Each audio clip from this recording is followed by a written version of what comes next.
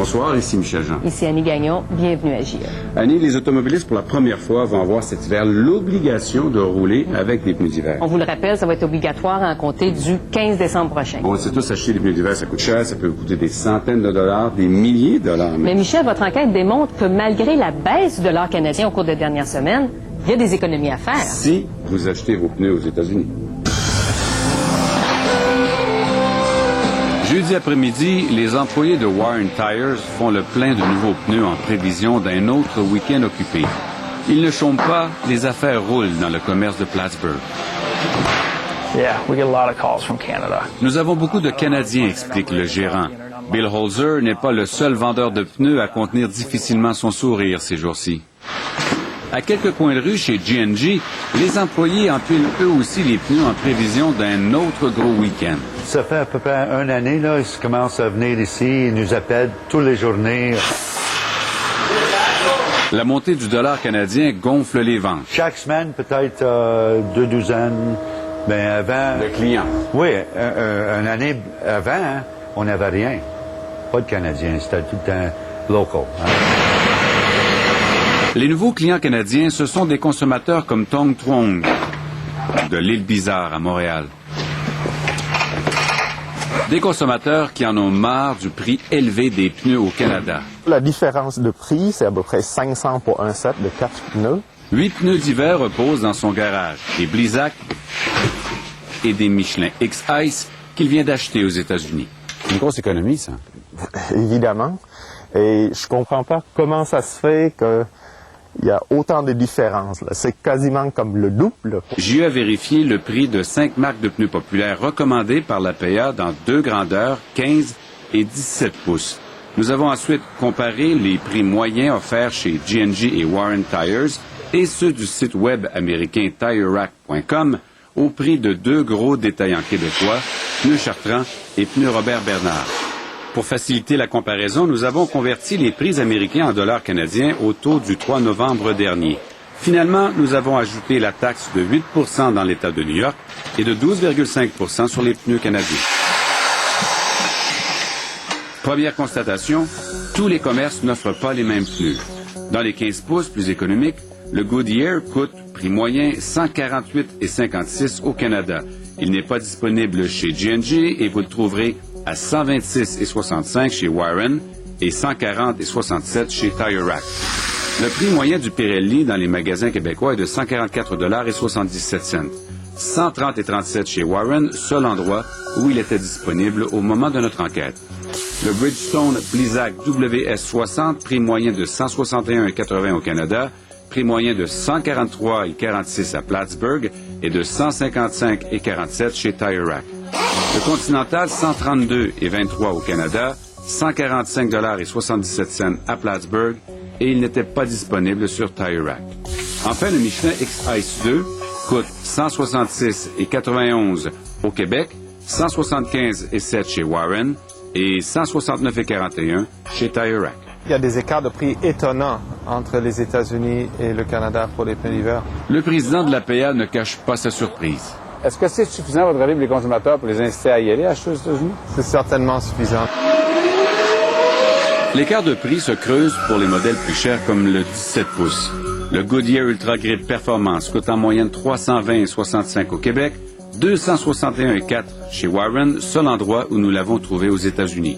Le Pirelli vous coûtera 317,70 au Québec, 314,7 chez Warren, encore le seul à l'offrir aux États-Unis.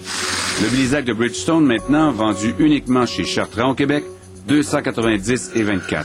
Mais disponible dans nos 3 commerces américains cette fois, prix moyen de Warren et G&G, 227,10 et de 255,11 chez TireRack. Quant au Continental TS 790, eh bien, attendez-vous à payer en moyenne 259,46 au Québec, 202,10 chez Warren à Plattsburgh. TireRack ne l'offre pas dans son catalogue. Enfin, le Michelin X-Ice 2, 241,40 au Québec, 227,03 cents chez Warren, seul à l'offrir à Plattsburgh, et 247,98 chez TireRack.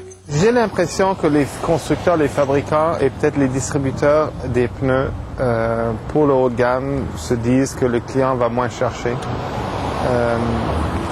Mais c'est surprenant de voir comment l'écart peut être gros. Hein. Celui-là, on a deux choix dans celui-là. Même ce détaillant se montre surpris des écarts observés. Je pense que quand je vous montre les prix, vous-même, vous êtes un peu étonné de l'écart. Oui, définitivement. Qu'est-ce que ça vous dit à vous? Pourtant qu'il est là-dedans, là. Ça me dit que c'est sûr que ça va nous toucher, ça va nous faire mal. Il y a plein de gens qui vont partir d'ici, qui vont aller aller pas loin de chez nous chercher des pneus à bas prix. Chez Pneus Chartrand, la concurrence américaine se fait déjà sentir depuis 1 an. On a constaté, nous, à l'automne 2007, que plusieurs consommateurs venaient nous rencontrer, venaient nous voir dans nos ateliers, mais avaient déjà leurs pneus dans le coffre de leur véhicule. Les économies se révèlent particulièrement alléchantes sur les roues de 17 pouces et plus. 4 pneus Goodyear Ultra Grip Ice 2 15 pouces vous coûteront 594,22 $ au Québec, taxes incluses, mais 506,60 chez Warren à Plattsburgh et 556,50 livrés chez vous par Tire Rack. Dans le 17 pouces, l'écart se creuse effectivement. Les mêmes Goodyear Ultra Grip vous coûteront 1282,60 au Québec, 1008,75 chez Warren, une économie de près de 300 $. Le pneu haute performance, on peut parler de 20 à 25 % maintenant. De plus en plus, on voit les véhicules sortir en 17, 18, 19 pouces même. Donc, c'est un marché qui est toujours à la hausse. À la hausse parce que ces jantes habituellement en alliage se retrouvent de plus en plus souvent en équipement de base. Et elles constituent une option très prisée des acheteurs de voitures neuves. Et si vous optez pour un VUS ou encore une camionnette, eh bien, vous devrez acheter de plus gros pneus.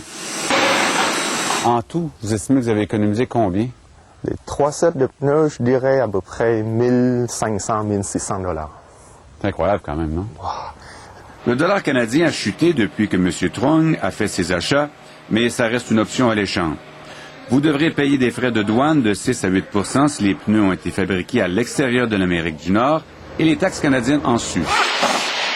C'est Arthur qui va pouvoir m'éclairer sur cette facture-là.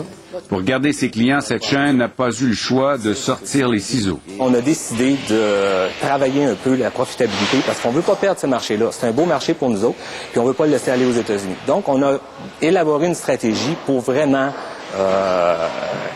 que les écarts soient moins grands. Baisser vos prix, en fait. C'est ça qu'on a fait, effectivement. Mais les baisses ne s'appliquent pas aux 15 pouces. On n'a pas baissé les prix parce que c'est pas nécessaire de le faire.